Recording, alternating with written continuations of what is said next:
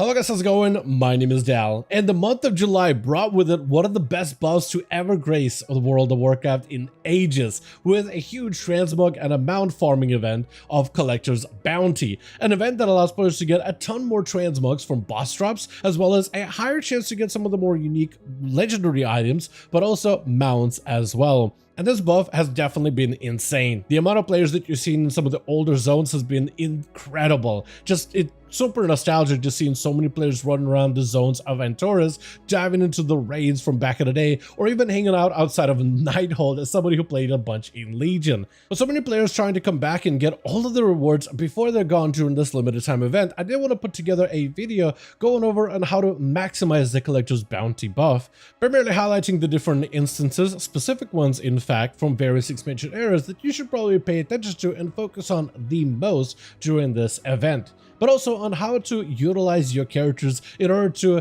maximize the transmogs and mount farming through a little skip that can be done between all of your old characters. As you can see, this video is kind of long, so I kind of want to dive into it as soon as possible. But right before that, if you guys do want to see more guides like these for the War Within expansion, be sure to follow the channel and subscribe. But otherwise, let's dive right in. Now, technically, if you just run into any dungeon, any raid instance, just about every item from there is going to be more likely to drop for you. However, if you are going to be playing during this limited time event of Collector's Bounty, and I'll look to focus in most of your time on some of the most rarest items available, because all the other normal items you can technically obtain any other day outside of this event, then I did want to highlight some of the instances from different expansion eras that you should definitely focus on most importantly. Starting from classic World of Warcraft, we have ourselves the instance of the service entrance of Stratholme. This isn't actually an area that you will be able to find on the map in the Plaguelands. You'll actually have to travel a little bit more east off of the Stratholme itself, and there'll be like this area with cobblestone, and you'll probably see a bunch of players out there as well with a big great door that you can lift, and there you'll be able to find the side entrance of Stratholme, which has the Death Charger's reigns from the final boss. This is a normal dungeon, so it is something that can be spam repeated until you're instance locked, but it's one of those dungeons in Classic that actually has a unique item, but the rest of the dungeons don't actually have anything unique outside of just transmogs. And for raids in Classic, Molten Core seems to be the best place for you to go to immediately, because we have the Eye of Sulphurus as well as the Bindings of Windseeker, which now have a higher drop rate, so if you're looking to add a legendary into your collection, these will be the items that I would focus on the most. Outside of this, we have Burning Crusade with two dungeons that you should really focus on. Sethek Halls being one of them because it drops the reigns of the Raven Lord, as well as Magister's Terrace for Swift White Hawkstrider, both of those mounts that are obtainable from those instances. And then we also have the raids, which have a number of transmogs and items for you to collect. If you're a mount collector, Karazhan will definitely be one of the items or one of the places you'll want to head to immediately for that fiery Warhorse range, which looks pretty emaciated compared to the Legion version, but still a very classic version of the mount. Outside of this, we also have the Eye, otherwise also called the Tempest Keep, where we have Ashes of Alar from Kael'thas Sunstrider. If you can bear with the roleplay that happens with if you can just bear with the RP that happens every time you're about to fight the boss. Outside of this, we have two more transmogs that you can add to your collection, one being from Sunwell Plateau, being Thoradol Star's Fury Legendary Bow. So if you're looking for that Blood Elf Hunter look, I think this would make a great addition. And of course, we have the Glaives from Illidan in the Black Temple. If you obtain the Glaives on a Demon Hunter and then you run the Time Walking version of this raid, you can actually get these weapons as a transmog on your DH. And out of all the different Glaives I've added for Demon Hunters out of last few expansions, I actually think the Black Temple Glaives are probably some of the biggest ones we've ever had, and they just really stand out compared to some of the other options that they've added recently, so maybe Blizzard can work on some better glaives in the future, honestly. From there, we're moving on to the Wrath of the Lich King, and out of the dungeons here, Utgard Pinnacle would be the one you would really want to focus on. There's technically a lot of awesome mods that can appear from all these other dungeons, but Utgard has a mount of Reigns of the Blue Project, probably the most common Project, but if you still haven't added this into your collection, it's a gorgeous mount either way and definitely worth adding to your mount libraries. Outside of this, a majority of the mounts that you can get from Wrath of Lich King will come from raids, though they're really quick raids with just a single boss or maybe two bosses at most. Things like Eye of Eternity with Malagos with the Reigns of the Blue Drake, or a better looking Reigns of the Azure Drake instead. Then you also have the Onyxia's Lair with literally Onyxia's mount, which is another fantastic addition.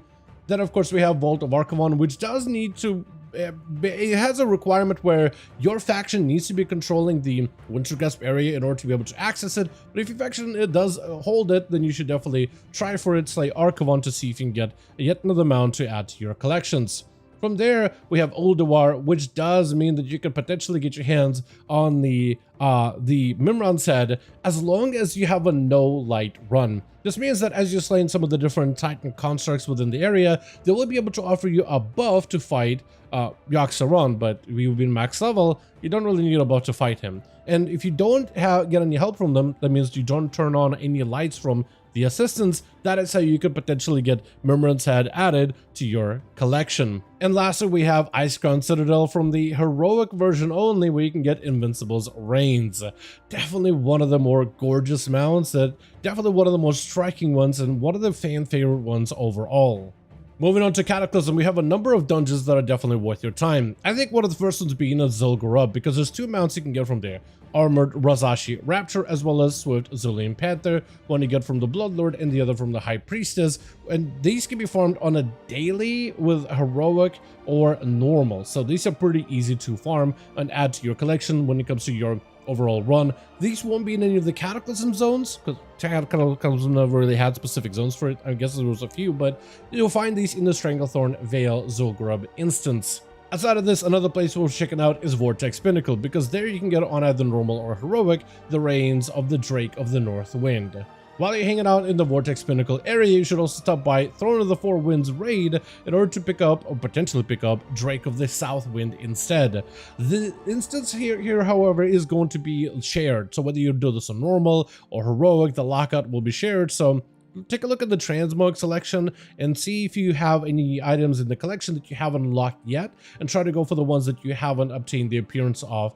But these will be locked out on once a week. You won't be able to get 2 chances, just 1. Outside of this, we also have Firelands, which has different lockouts, normal and heroic, so potentially for a single character, 2 chances at mounts. One of them being the Flame Talon of Alisrazor from Alisrazor. The other being from Ragnos, the Smoldering Egg of Malagazor. So that's potentially 2 chances per character, unless you do some funky lockout things that some players have started doing, which we'll talk about towards the tail end of the video. Now outside of this, we have Dragon Soul, which I recommend just running on heroic 25-man if possible, because you get a chance at Experiment 12B from Atraxian, Reigns of the Blazing Drake, which you drop on heroic and normal difficulty. But if you do run this place on heroic, you also have a chance at a Livebinder's Handmaiden on top of it. Once you pick up the Livebinder's Handmaiden, you could then run this place on normal. Otherwise, you could actually keep getting Livebinder's Handmaiden from the box again and again and again. To limit your chance of getting that, you'll drop down to normal just so you can pick up the Blazing Drake. But yeah, that will probably be the last instance from Cataclysm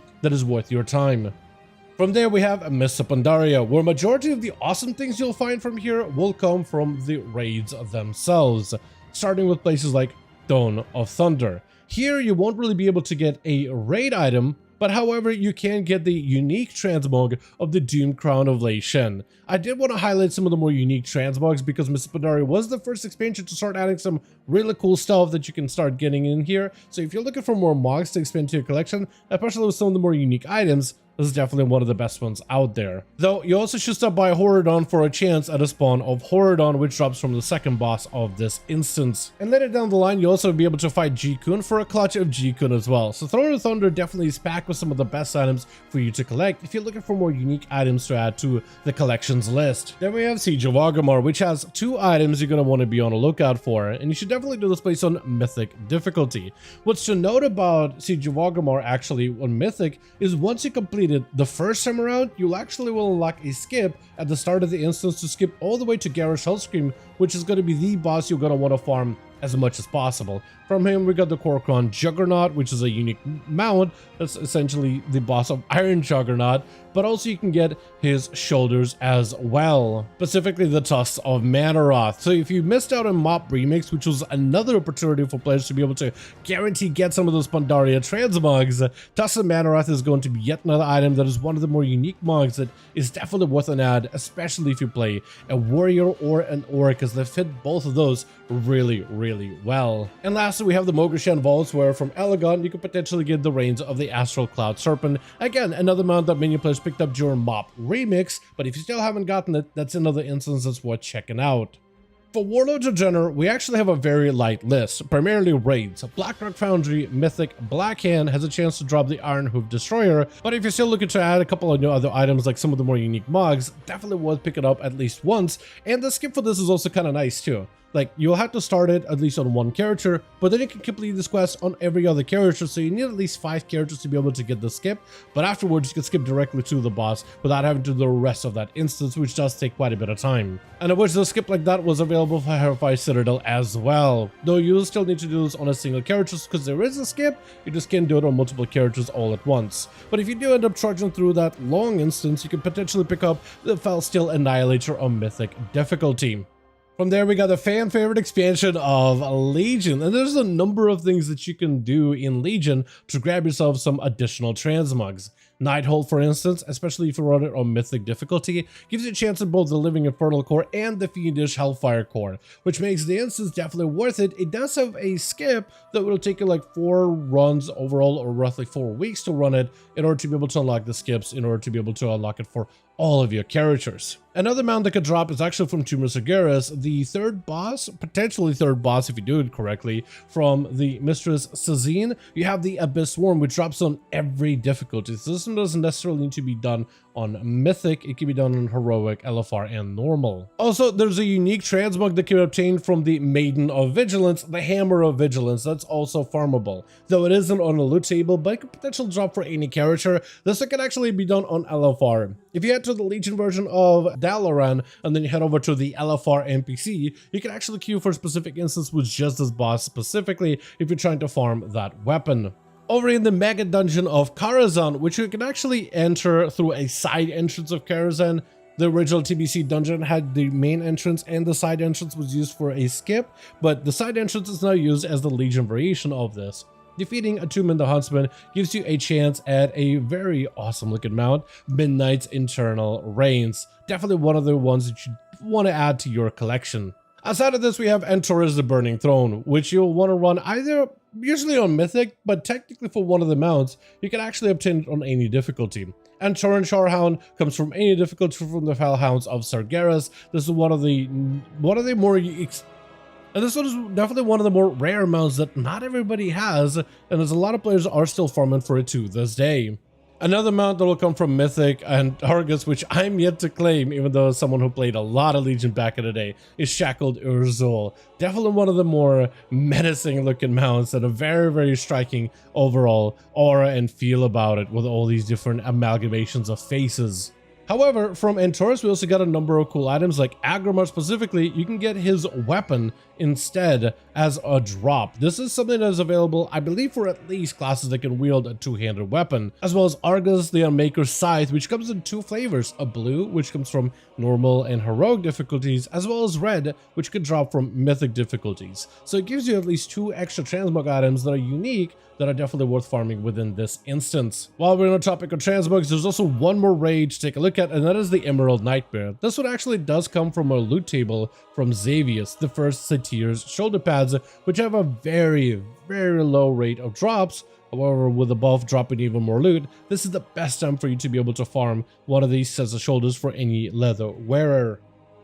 Then we get to move on to the Battle for Azeroth, which gives you a number of dungeons that are definitely worth your time. You will want to do these dungeons on Mythic difficulty, as the mounts drop from Mythic, such as Sharkbait from the Dungeon of Freehold, Mummified Raptor Skull from the Dungeon of King's Rest, and the Underrot Krog Harness from the Dungeon of Underrot. While we're on the topic of dungeons, you can also get the ensemble Vestments of the Tight Sages for any clothwearer, priest, mage, and warlock, which gives you this unique Kultiran priest look that they got going on. This one drops from Lord Stormsong on Mythic difficulty, and is definitely worth picking up as one of the more unique items in the game. Outside of this, we also have a number of instances that are definitely worth focusing on, one of them being Battle for Dazara Lore, where we have both the Gmod, which drops from High Tinker Mechatorque, as well as Glacial Tidestorm, which is a Mythic-only mount. Then we also have a transmog item that I think is worth picking up in the Eternal Palace, specifically the Azerite Shoulders of Pauldrons of Zakul, which gives you this unique Nazathian shoulders that are one of the more unique items in the game, as the rest of the shoulders have this like very much tier set type of look to it that is very typical, but these have this Nazathian Nyalotha look to them, which I think looks amazing on so many different plate sets. Speaking of Nyalotha, Nyalotha the Waking City also has the Nyalotha All-Seer, which is an absolutely gorgeous looking and definitely a very unique mount that players can obtain from the final boss of Nazath on Mythic difficulty. Also, we have the expansion of Shadowlands, and there's actually a number of items you can get from here as well. From the Mythic version dungeon of the Necrotic Wake, you can also get a chance at Maro Fang's Reigns, which is a mount that even though someone who played back at Shadowlands, I've never gotten it myself. But now this would be the best time for you to potentially get a chance at this mount and add it to your collections. Then we also have Tezavesh Market with the final boss of Solia dropping the mount of Cartel's Master Gear Glider. Although I would definitely walk into this instance on a max level character preferably, because there's a mechanic with Solia where you actually require multiple players in order to break past her immunity buff. However, she isn't completely immune to damage, she takes 99% less damage, but running on a max level character allows you to at least break through that health bar eventually at a reasonable pace. But going to this place on a lower level character or anything lower that's level 80, you're probably going to spend a lot of time in that instance unless you bring a friend along to help you with the mechanic. Outside of this, the rest of the best items from this expansion are going to come from the raids themselves, starting with Sanctum of Domination. We have the Sanctum Gloom Charger, which drops on any difficulty. It comes from the third boss of the 9, as well as Vengeance Raids, which drops from the Mythic only difficulty from the final boss of Sylvanas. Lastly, we have the Sepulchre of the First Ones, which gives you a number of items, one of them being the Fractal Cipher of the Xerath's Overseer, so rather the Xerath's Overseer mount, which looks definitely one of the more unique ones, and even has a cool little mount special animation to it, which is pretty neat if you're someone who isn't completely tired of the Shadowlands as an expansion. Outside of this, I also think Gavel of the First Arbiter is definitely one of the more unique bases that's worth picking up within this expansion. And while we're on topic of mugs, I guess I should double back towards the Sanctum of Domination with Sylvanas' legendary bow as well. Definitely one of the more unique items if you're going for this like metal, deathly, spiky look on your hunter character.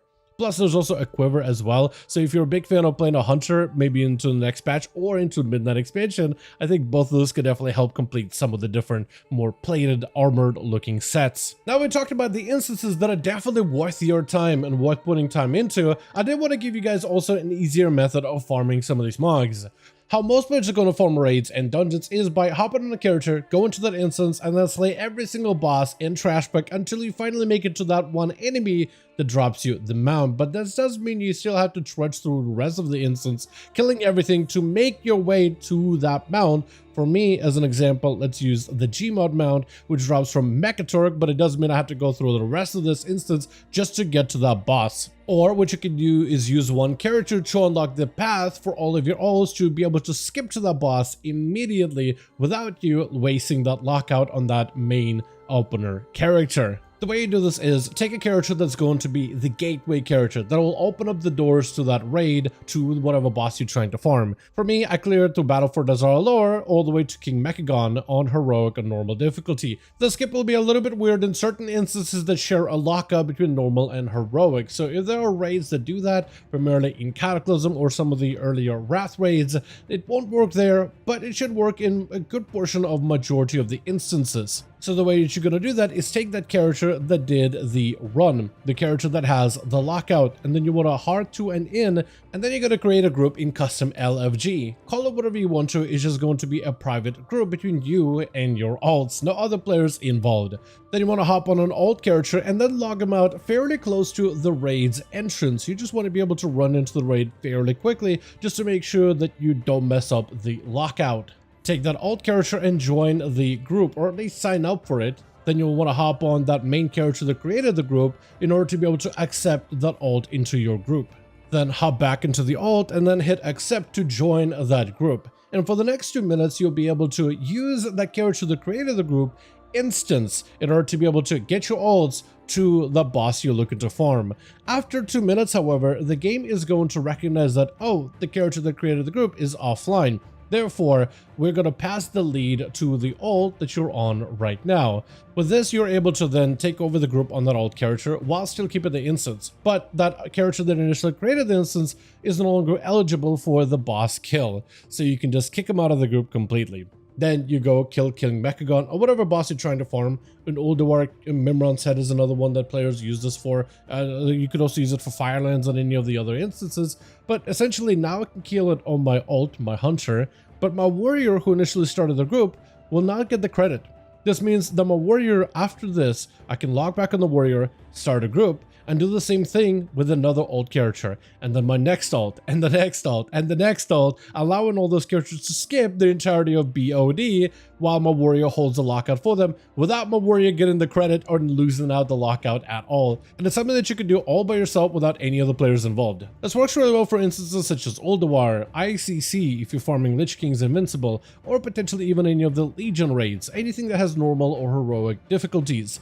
This won't work for Mythic. Mythic is a different type of instance where basically every character in that instance shares that instance, so if any bosses die in that instance, it just updates it for everybody. However, on Heroic and Normal, the qualifications and restrictions are a lot more loose, where if let's say one character slays a boss on Heroic, but let's say another guy was logged off or DC mid-fight, they won't get the credit, so they can still get an opportunity for that credit. It's one of those things that was added in the game a while ago, and it still works to this day, which we can kind of game a little bit in order to allow us to farm some of these bosses while skipping through the majority of these instances. Hopefully in the future they'll add skips for some of the bosses that have mounts specifically, but until then, this is like the best method you can use.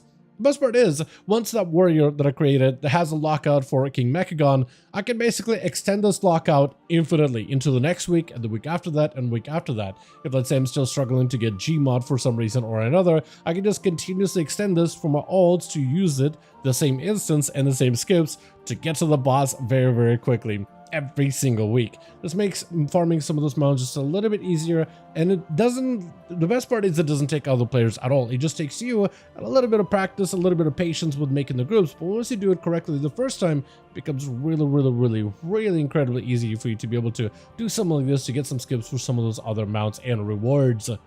But with that being said, as always, I do want to thank all of you guys so much for watching and hope you guys did enjoy the video. If you did enjoy it or found it informative, go ahead and give this video a like. I would very much appreciate it. Also, join our Discord community, especially if you want to keep up with future War Within updates such as the patch 11.2 over on the PTR. As always, let me know your thoughts in the comments down below, and as always, I'll see all of you guys in the next one.